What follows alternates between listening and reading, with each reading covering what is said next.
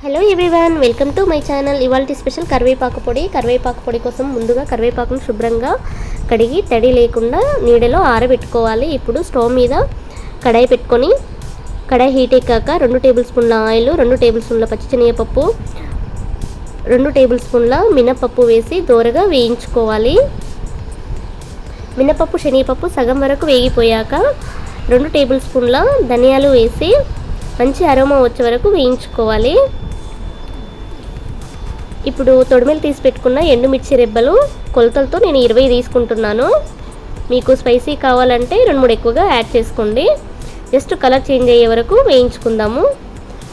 అదే కడాయిలో 4 కప్పుల కరివేపాకు, 2 టేబుల్ స్పూన్ల ఆయిల్ వేసి దోరగా మీడియం ఫ్లేమ్లో వేయించుకోవాలి.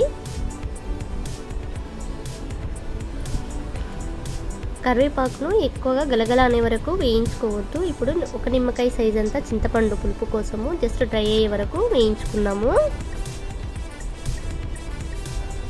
ఇప్పుడు వేయించి పెట్టుకున్న ఎండుమిర్చి రెబ్బల పప్పులు ఉన్నాయి కదా, అవి వేసి చింతపండు, సాల్ట్ ఒకేసారి ఎక్కువగా వేయొద్దండి, ఉప్పుగా అయిపోతుంది పౌడర్లోనే. అందుకు సాల్ట్ కొంచెం కొంచెంగా వేయాలి. బరకగా మిక్సీ పట్టుకుందాము.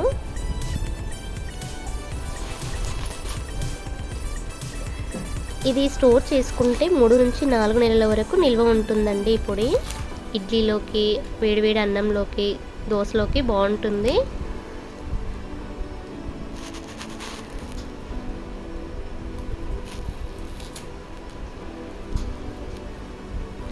చూసారు కదా, ఈ విధంగా బరకగా మిక్సీ పట్టుకోవాలి. ఇప్పుడు ఫ్రై చేసి పెట్టుకున్న కరివేపాకు ఉంది కదా, అది వేసి మిక్సీ పట్టుకుందాము. ఇప్పుడు కాస్త ఉప్పు వేసుకుందాము. ఇప్పుడు 1/2 టీ స్పూన్ ఉప్పు వేసి మిక్సీ పట్టుకుందాము ఒకసారి. ఫైనల్గా వెల్లుల్లి రెబ్బలు పొట్టుతో వేసుకోవాలనుకుంటే ఇష్టం ఉన్న వాళ్ళు అలా వేసుకోండి. ఫైనల్గా ఉప్పు వేసి మిక్సీ పట్టుకుందాం. చూసారు కదా, ఈ విధంగా. ఇప్పుడు తిరగవాతలు అలాంటివి ఏమి ఉండవండి, పోపులో వేయడము అంతే. రెడీ అయిపోయిందండి. మీకు నచ్చిందా? ట్రై చేస్తారు కదా. Please like and share, subscribe my channel. Bye bye.